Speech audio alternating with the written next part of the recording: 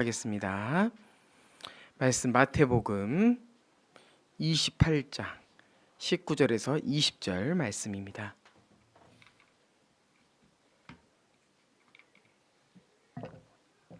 마태복음 28장 19절에서 20절 우리 같이 읽도록 하겠습니다. 시작. 그러므로 너희는 가서 모든 민족을 제자로 삼아 아버지와 아들과 성령의 이름으로 세례를 베풀고 내가 너희에게 분부한 모든 것을 가르쳐 지키게 하라. 볼지어다 내가 세상 끝날까지 너희와 항상 함께 있으리라 하시니라. 아멘.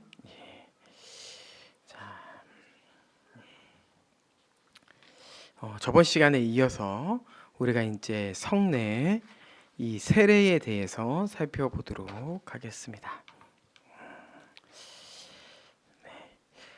우선은 이제 우리가 세례가 무엇인지에 대해서 좀 정의를 내려야 되는데요. 제가 저번 주부터 이 정의를 내리기 위해서 두 가지를 좀 인용합니다. 첫 번째는 웨스트민스터 요리문답하고 그 다음에 칼빈, 이 기독교 강요 이 두 가지를 사용하는데요. 먼저 이 웨스트민스터 소요리문답 94문에 보면은 이렇게 되어 있습니다.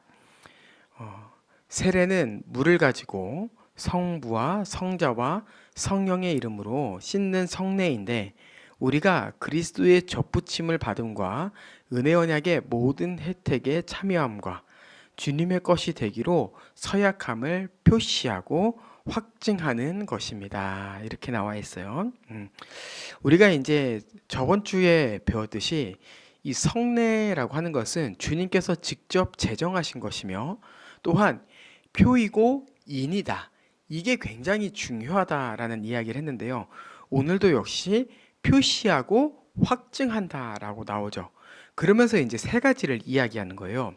첫 번째는 그리스도에게 접붙임 받았음을 이렇게 나오고요. 두 번째는 은혜 언약에 참여하게 되었음을. 그 다음에 세 번째는 주님의 것이 되기로 서약 이렇게 되어 있는 거죠. 그래서 첫 번째, 두 번째는 하나님 입장에서 우리에게 베푸신 구원의 은혜를 좀 보여주고 있고 세 번째는 우리 입장에서 주님 앞에 주님의 것이 되기로 서약하는 것 이것이 바로 세례다라고 좀 알 수 있습니다. 자, 그러면은 기독교 강요에서는 어떻게 나왔을까라고 했을 때 기독교 강요 4권 15장에 보면 이것도 이제 세 가지로 좀 정리를 해볼 수 있는데 첫째로는 그리스도 안에서 죄가 씻음 받게 되었음을 확증하고 두 번째는 그리스도 안에서 새 생명 얻게 되었음을 확증하고 셋째로 그리스도 안에서 접붙임 받아 연합하게 되었음을 확증하게 됩니다. 이렇게 나오는 거죠. 그러면서 칼빈은 죄사함, 칭의, 양자됨, 그 다음에 생명을 얻은 것, 성령의 내주, 영생을 얻는 것, 이 모든 것이 우리의 것이 되었다는 것이 세례를 통해 보여지고 확증할 수 있는 것이다 라고 이야기하고 있는 거예요. 그래서 보면은 웨스터민스터 소요리 문답과 기독교 강요에서는 공통적으로 구원의 은혜를 표하고 확증하는 것 이것이 바로 세례다라고 공통적으로 정의 내리고 있습니다. 거기서 이제 좀 이 웨스트민스터 소요리 문답은 나의 이 서약, 내가 주님의 것임을 고백한다라는 것이 좀 추가된 것. 이게 약간 좀 차이점이 있을 것 같아요. 우리는 예수 그리스도를 믿음으로 구원의 은혜에 참여하게 되었음을 확신하게 됩니다.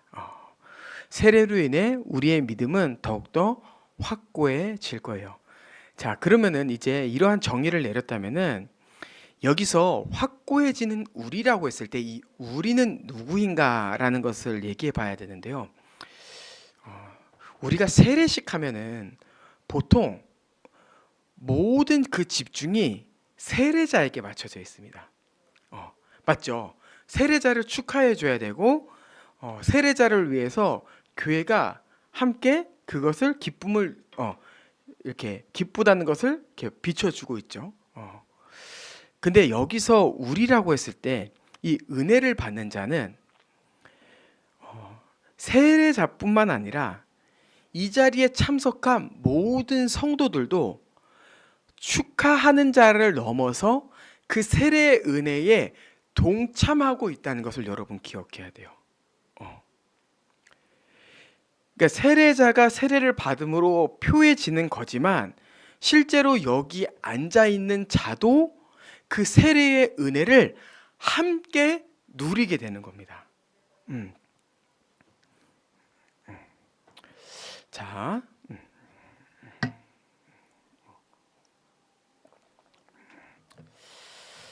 그래서 이제 어떻게 은혜를 받는 것이냐라고 했을 때 우리가 저번 주에 성례를 나누면서 은혜의 출처는 어디죠라고 했을 때 그 은혜의 출처가 바로 그 교황이 아니라 성부 하나님과 성령 하나님을 통해 임한다라고 했죠. 이 세례식이 행해질 때 이 성부 하나님의 은혜와 성령 하나님의 은혜가 이 세례자에게뿐만 아니라 믿음으로 이 자리에 참석하고 있는 모든 자에게 임해지는 시간인 거죠. 그래서 이것을 딱 느꼈을 때 그러면은 어떤 은혜이지라고 했을 때 여기서 받는 은혜는 이 세례자가 받는 은혜와 동일합니다. 이 세례자가 받는 은혜가 뭐라고 했죠? 우리 앞에서 정의했을 때 구원의 모든 은혜를 받을 수 있다라고 했죠. 그러면은 여기 앉아 있는 사람, 믿음으로 참석한 사람은 어떻게 은혜를 누릴 수 있을까요? 바로 여기 앞에 있는 사람이 세례를 받는 것을 보면서 내가 이전에 받았던 세례를 기억하는 거예요. 근데 유아 세례 받은 사람은 세례가 기억이 안 나겠죠. 그러면은 내가 입교했을 때를 기억하는 거예요. 그래서 맞아, 나도 저 사람처럼 세례 받았었어. 맞아, 나도 저 사람처럼 입교했었어 라는 것을 기억하고, 주님, 이것이 우리가 믿음 안에서 그리스도 안에서 새 생명을 얻었음을 저는 믿습니다라고 그 믿음에 참여했을 때 성부 하나님과 성령 하나님께서 그 구원의 은혜를 기억하게 하시고, 그래, 이 모든 은혜가 삼위 하나님으로부터 시작되지, 너는 기억해 라고 하면서 그 시간에 모든 사람들이 믿음이 더욱더 강화되어지는 겁니다. 그래서 세례식을 할 때는요, 아유 참 좋겠다 아유 나도 저런 때가 있었어, 이게 아니라 세례자와 똑같은 자세로 이 자리에 참석해야 되는 것이 바로 우리여야 됩니다. 이런 걸 본다면요, 이 세례라고 하는 것은 개인의 고백이 아니에요. 세례는요, 그 한 사람을 위한 성례가 아닙니다. 교회가 함께 고백하고 함께 은혜를 누리는 시간이라면은 이 세례라고 하는 것은 공적이며, 또한 세례자는 서약을 한다고 했잖아요. 이 서약은 절대로 개인의 신앙 고백이 아닌 삼위 하나님 앞에서 이 한 몸 안에서 지체에 내가 이제 속해 한 몸 된 이 지체들을 내가 사랑하겠습니다라고 하는 서약도 포함되어 있음을 우리는 기억해야 돼요. 세례를요, 개인 구원적으로 이해하면 안 되고 교회적으로 이해해야 됩니다. 교회적으로. 네. 자, 그러면 뒤에 한번 또 이야기해 볼게요. 교회는 그러면 어떠한 입장에서 우리가 이 세례를 이해해야 되는가라고 했을 때, 이제 우리는 정예원식을 하잖아요. 정예원식을 하면서 오해하지 말아야 될 게 있어요. 제가 이제 앞으로 계속해서 이 정예원 제도에 대해서 이야기하면서 나눌 수 있는 내용인데요. 우리는 언제 이 방문자를 우리의 한 몸으로 이해할 것인가, 이것을 한번 좀 고민해 봐야 돼요. 그랬을 때 정예원식을 하게 되면은 이러한 오해를 할 수 있어요. 한 몸 된 가족은 정예원식을 한 사람이 한 몸이지, 이렇게 생각할 수 있습니다. 근데 정혜원식은 그 한 몸이라는 울타리를 치기 위해서 하는 것이 절대로 아니에요. 우리는 앞으로 정혜원식을 하겠지만 방문자를 언제 우리의 한 가족으로 이해해야 될까라고 했을 때 우리는 세례를 받았다면은 그 사람이 우리와 한 몸이다라는 것을 우선은 기억해야 됩니다. 우리가 친해졌을 때, 새가족 교육이 끝났을 때, 나들이를 함께 갔을 때 여러분 이것은 중요하지 않아요. 중요한 것은 이 사람이 삼위 하나님 안에서 세례를 받았냐, 삼위 하나님의 이름으로 세례를 받았냐가 중요한 거죠. 그리고 우리가 저번 주에 설교 나눔 시간 때 이야기했죠. 그 세례를 어디까지 이해해야 될까요? 라고 했을 때 우리는 천주교에서 받은 세례도, 군대에서 받은 세례도 인정해야 되는 거예요. 그럼 약간 이 정혜원에 대해서 잠깐 살짝 좀 이야기를 해보면은, 그럼 목사님 우리가 정혜원을 하는 의미는 무엇일까요? 라고 했을 때 저는 그 세례를 받은 사람을 한 몸으로 인정하고 세례 증서를 가져오면은 성찬에도 참여하게 하겠지만 투표권은 안 됩니다. 이 교회 안에서 어떠한 것을 결정해야 되고 그 부분이 교회의 방향성에 큰 영향을 미치는 자리라면은 그 자리는 세례를 받았다라고 해서 안 돼요. 그것은 그 사람을 형제로 인정하지 않기 때문이 아니라 검증 절차가 필요하기 때문입니다.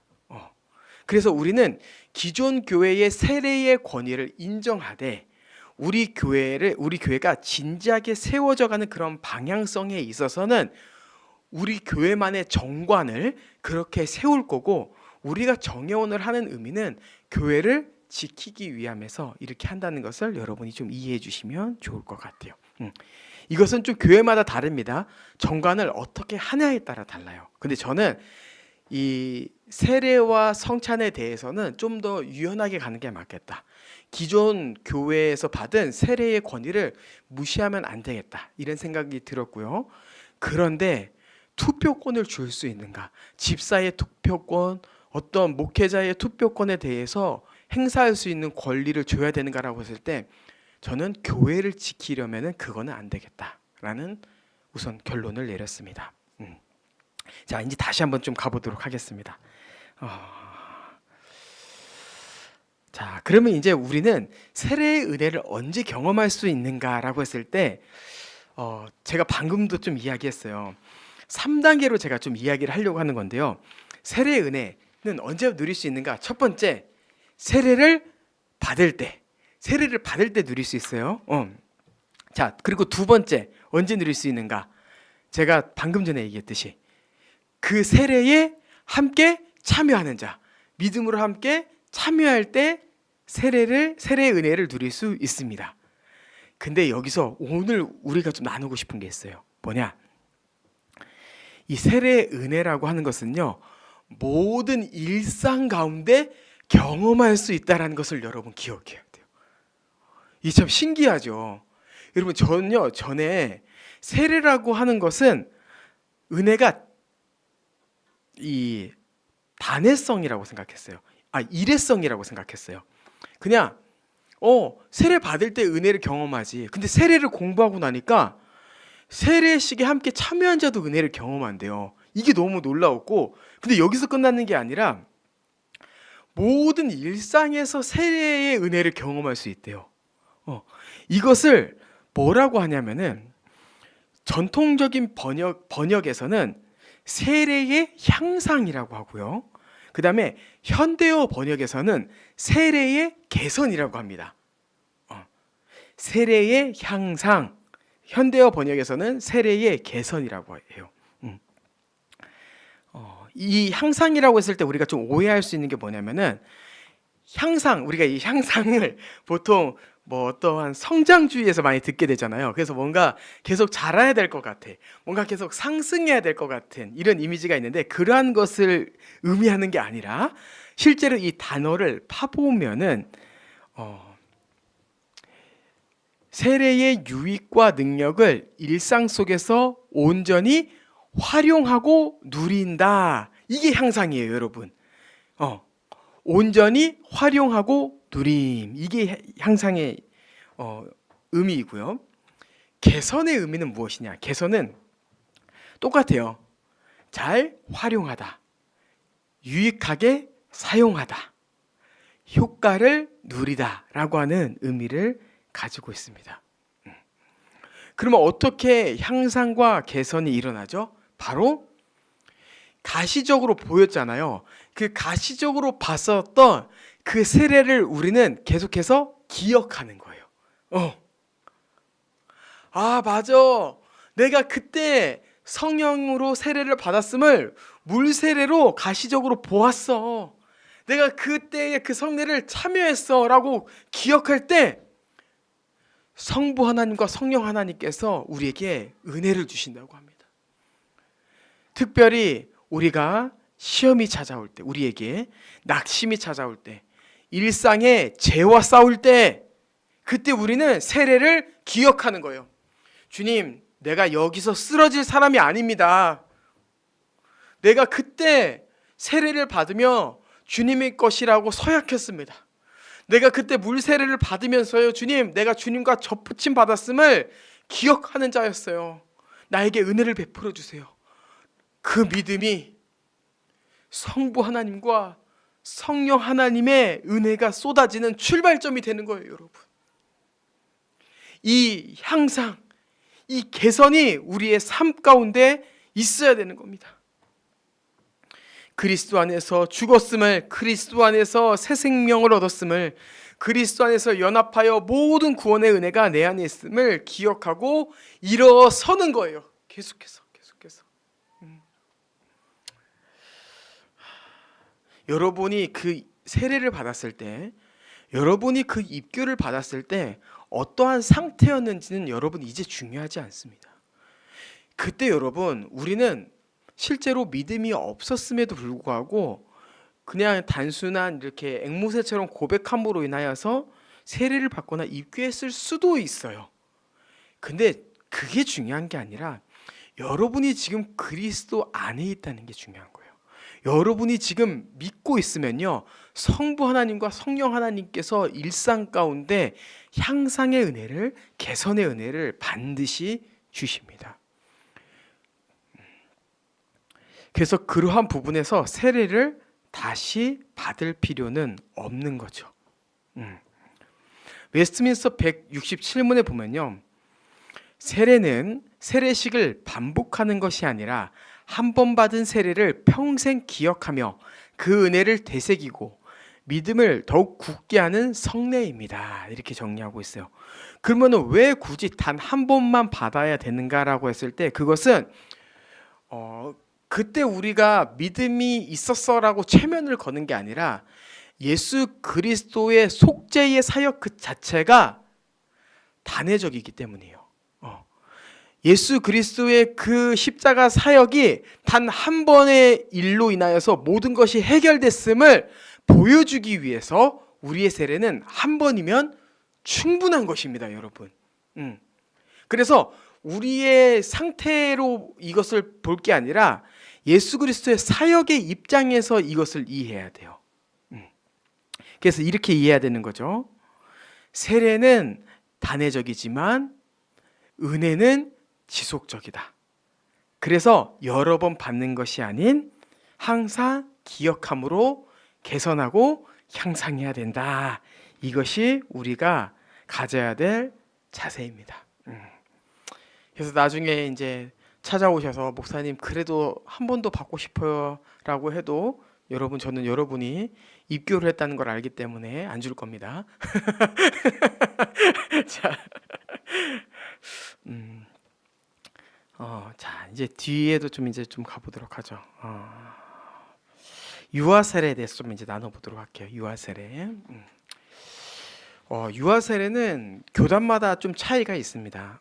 대부분의 개신 교회들은 유아 세례를 하고 있고요. 유아 세례를 안 하고 있는 교단은 침례 교단밖에 없습니다. 침례 교단을 제외하고는 모두 다 유아 세례를 받고 있다고 보시면 돼요. 침례교가 왜 유아 세례를 주지 않는가라고 했을 때는 이것은 좀 유아 세례가 시작되었을 중세 역사 때부터 좀 되돌아가야 되는데 그 중세 당시에 유아 세례를 인정하지 않았던 그 부류가 있었어요. 그 부류를 제세례파라고 합니다. 이제 제세례파가 침례교가 된 것은 아닙니다. 근데 이 제세례파의 영향을 받은 자들이 침례교도들이에요. 그래서 그 침례교도들도 그들과 똑같이 어떻게 유아가 신앙을 고백하지 않았는데 어떻게 고백하지 않은 자에게 세례를 줄 수 있느냐, 우리는 그것을 인정할 수 없다 하여서 유아 세례를 주지 아니하게 된 것이죠. 근데 우리는 이러한 부분에 있어서 무엇이 맞나 틀리나라기보다는 제가 저번 주에도 잠깐 이야기했듯이 서로의 신학을 존중해 줘야 됩니다. 두 입장 다 말씀 앞에서 잘 행하기 위해서 하는 거예요. 잘 행하기 위해서. 그래서 우리는 이러한 부분에서 그냥 서로의 신학을 존중해주고 각자의 교단에 맞게 하면 된다라고 생각하면 되고요. 여러분 앞으로 진짜 각 교단의 상황을 보면요, 좀 새로운 부분을 여러분 이제 많이 보게 될 거예요. 그 감리교 같은 그 저희 장로교인데 통합측이라고 있습니다. 이 장로교 안에서도 굉장히 이 장로교가 많아요. 합동측, 통합측, 기장측이 있는데 통합측은 어린이 세례가 있어요. 어린이 세례, 유아 세례를 넘어서 어린이 세례가 있어요. 근데 어린이 세례는 우리 합동측도 합니다. 합동측도 코로나 그 시기에 어린이 세례라는 게 생겼어요. 그 당시에 약간 좀 코로나 때문에 유아 세례 시기가 놓친 아이들이 있었고 그 아이들에게도 세례를 줘야 된다라고 하면서 이 성경적 근거를 가지고 와서 어린이 세례라는 게 생겼는데 이 통합 측의 독특한 점은 뭐냐면은 제가 성찬 때도 이야기할 수 있겠지만 어린이 세례를 받은 어린이는 성찬에 참여할 수 있습니다. 이게 되게 특이한 거예요. 여러분 저는요 만 14세 때 성찬을 처음 참여했어요. 여러분도 다 똑같죠. 우리는 이러한 배경 가운데 자랐어요. 근데 거기는요 5세부터 참여할 수 있어요. 성찬을. 그걸 생각하면요 처음에 이게 맞아? 이게 이래도 되는 거야? 이렇게 생각할 수 있는 거죠. 근데 어떻게 해요? 우리는 어떠한 자세여야 된다? 각 교단을 존중해 줘야 된다. 이렇게 좀 생각하면 되고요. 이러한 것 아래 그러면 우리는 어떻게 이 유아 세례를 인정해야 되는가? 이걸 이제 좀 한번 해봐야 되는 거예요. 자, 우선은 세례를 누가 받을 수 있는가라고 했을 때 우리는 예수 그리스도를 믿는 자가 받을 수 있다. 이렇게 이야기를 나눴고요. 그 세례의 유익은 누가 누릴 수 있는가 했을 때 세례의 의미를 알고 있는 자가 믿을 때 누릴 수 있다. 이렇게 앞에서 정리했어요. 근데 유아는 좀 달라요. 유아는요 신앙을 고백하는 게 아니에요. 온유가 11월 셋째 주에는 아무리 말을 빨리 한다고 해서 이 아이가 신앙을 고백할 수 있지는 않습니다. 그러면은 이 유아 세례를 어떻게 이해해야 되는가? 왜 유아 세례를 줘야 하는가라고 했을 때 유아 세례는요 그 당사자의 신앙의 고백 차원에서 보는 게 아니라 부모의 신앙으로 인하여서 그 아이가 은혜 언약 아래 있다는 것을 인정함으로 주는 거예요. 다시 한번 이야기해 볼게요. 세례는요, 입교는 그 사람의 신앙의 고백이 있어야 됩니다. 근데 유아 세례는요, 그 아이가 은혜 언약 아래에 있다는 것을 보여주는 가시적인 표예요. 그래서 부모의 신앙 고백이 굉장히 중요해요. 부모의 신앙 고백. 자, 그러면은 왜 이렇게 가족 단위로 묶어서 이 신앙 고백을 하지 못하는 아이를 은혜 언약 아래 넣으려고 하는가? 라고 했을 때 실제로 이 유아 세례라고 하는 말은요 성경에 나와 있지 않습니다. 근데 성경에 보면은 이 언약의 은혜라고 하는 것은 가족 단위로 주어진다라는 것을 여러분 기억해야 돼요. 가족 단위로. 이게 진짜 하나님의 신비예요. 저는 침례 교단에서도 전도사님들을 가르쳐 봤거든요. 그래서 그 전도사님들이 왜 유아 세례를 안 주는지 잘 알고 있어요. 그리고 그분들의 신학을 존중합니다. 근데 그럼에도 불구하고 저는 유아 세례를 주장하고 있는데요. 그것은 제가 합동 측 이 교단에 있기 때문이 아니라 진짜 이 유아 세례를 주려고 하는 이 신학이 너무나 아름답기 때문에 제가 유아 세례를 주장하는 거예요. 그래서 성경에 보면은 이 가족 단위의 언약을 어떻게 이야기하냐면 창세기 17장 12절에 보면은 너희의 대대로 모든 남자는 집에서 난 자나 또는 너희 자손이 아니라 이방 사람에게서 돈으로 산 자를 막론하고 난 지 8일 만에 할례를 받을 것이라 이렇게 되어 있어요. 이 창세기 17장은 아브라함의 이야기죠. 근데 하나님께서 아브라함에게 복을 주실 때 어떻게 하셨냐면은 아브라함 너뿐만 아니라 너의 집에서 난 자. 근데 너의 집에서 난 자뿐만 아니라 너희 집에 있는 종까지 이렇게 얘기하는 거예요. 종은 왜 그러냐? 당시의 종도 그 가족 안에 포함되어 있었기 때문에 그렇습니다. 그러니까 이 은혜 언약이라고 하는 것은요, 하나님께서 당사자뿐만 아니라 그 가족 공동체 안에 있는 모든 자에게 하나님께서 베풀어 주신다라는 것을 하나님께서 직접 선언하시고 그 사람을 언약 안에 집어 넣으신 거예요. 그래서 여러분 이 아브라함의 이야기를 잘 아시겠지만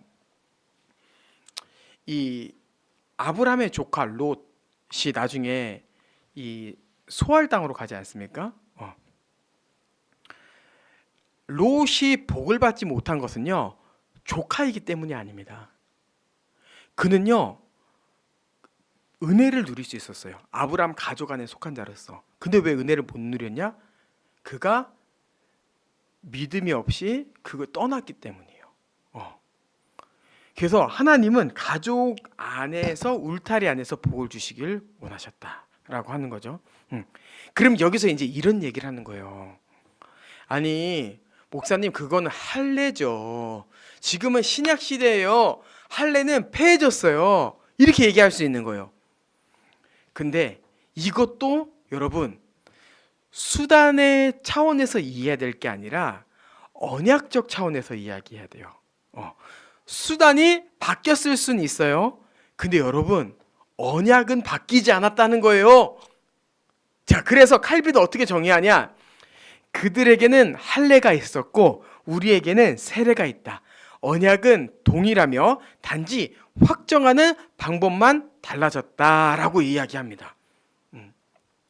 그러니까 사람들은 구약은 폐해졌습니다. 할례가 폐해진 겁니다. 이렇게 이야기할 수 있지만 우리 입장에서는 그렇죠. 우리가 이제 더 이상 할례를 받을 필요는 없죠. 하지만 아브라함 때부터 시작된 그 은혜 언약은 여전히 우리에게 영향을 미치고 있습니다.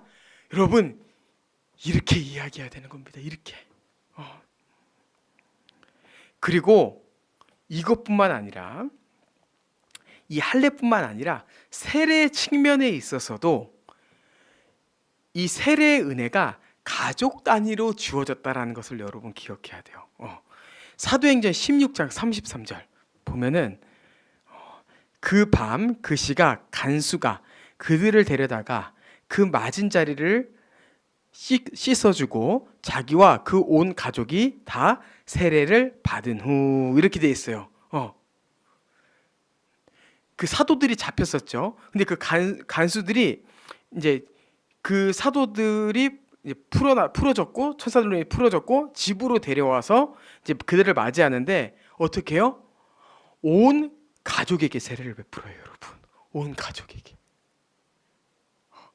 이게 어린이 세례를 주는 또 하나의 근거 구절이기도 합니다. 자, 그다음에 고린도전서 1장 16절. 내가 또한 스데바나의 집 사람에게 세례를 베풀었고. 자, 어떻게 됐어요? 스데바나에게 세례를 줬을 뿐만 아니라 스데바나 집안에 있는 사람들에게 세례를 줬다는 거예요. 그래서 성경의 기록을 보면은 당사자에게뿐만 아니라 모든 가족 일원까지 세례를 받았습니다. 그래서 이것은 무엇이냐? 결국에는 하나님께서 이 모든 은혜 언약의 은혜를 당사자에게뿐만 아니라 그의 자녀도 함께 누려야 된다라는 것이 한 신학자의 고백을 넘어서 이미 성경이 그것을 계속 이야기하고 있다.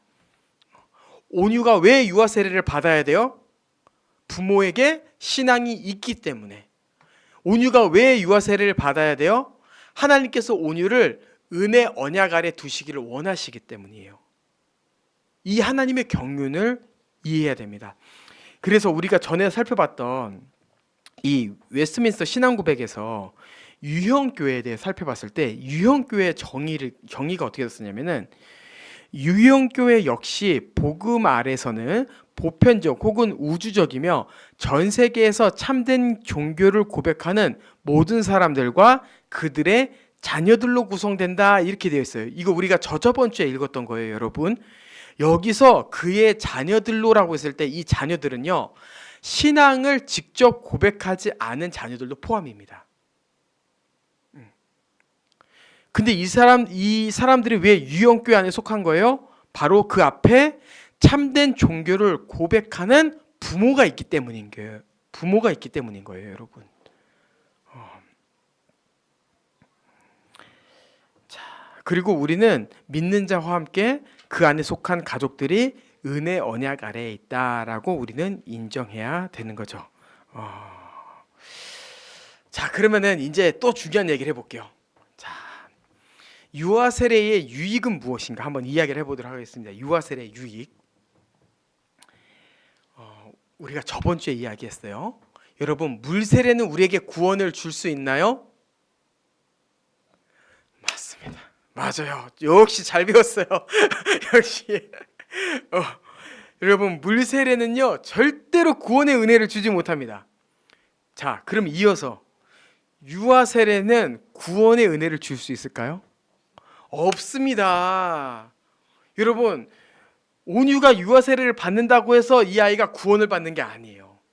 세례는요 은혜를 보고 확증하게 하는 것이지 이 아이에게, 우리에게 구원을 전달해 줄 수 있는 그런 그릇과 같은 수단이 아닙니다. 그러면은 도대체 유아 세례의 유익은 뭘까라고 했을 때 여러분, 이게 굉장히 놀라운 건데요. 온유가 유아 세례를 받고 교회를 떠나지 않고 이 교회에서 계속 자라게 된다면은 온유가 계속해서 자라면서 보게 되는 건 뭘까요? 바로 부모가 예배드리는 모습, 그리고 자기 또래들이 신앙을 갖는 모습을 보게 될 거예요. 이것은 아이가 단순히 그냥 눈으로 보고 생각하는 이것을 넘어서 이 모든 과정 안에서 하나님께서 은혜를 베푸신다는 걸 기억해야 됩니다. 유아 세례의 유익은 뭐냐? 이건 굉장히 큰 신비인데요. 아이가 자라며 낙심하게 될 때 하나님께서 나를 이미 택하셨음을 기억하게 하신다고 하는 겁니다.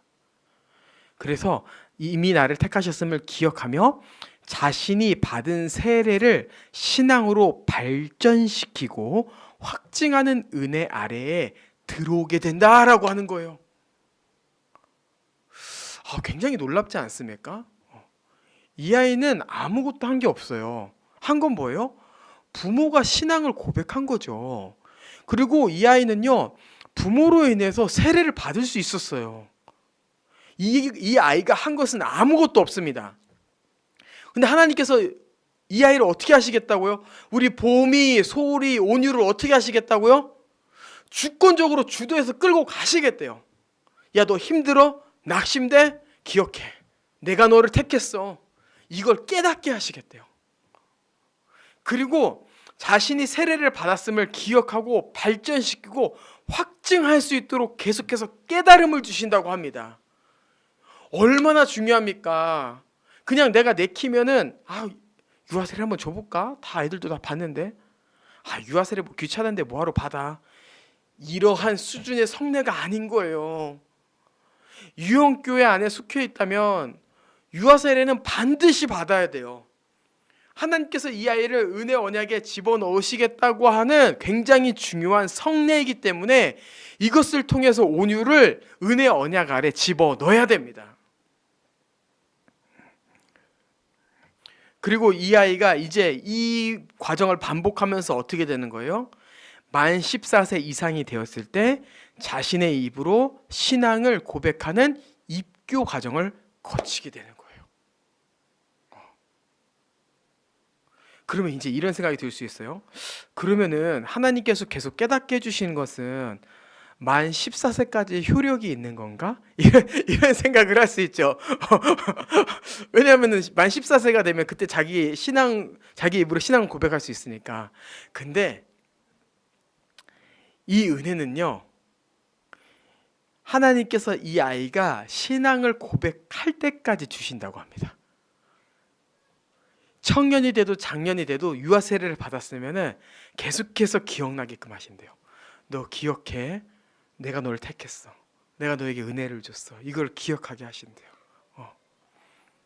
근데 이게 우리가 잘 기억해야 돼요. 하나님은 우리에게 좋은 것을 주시길 원하시잖아요.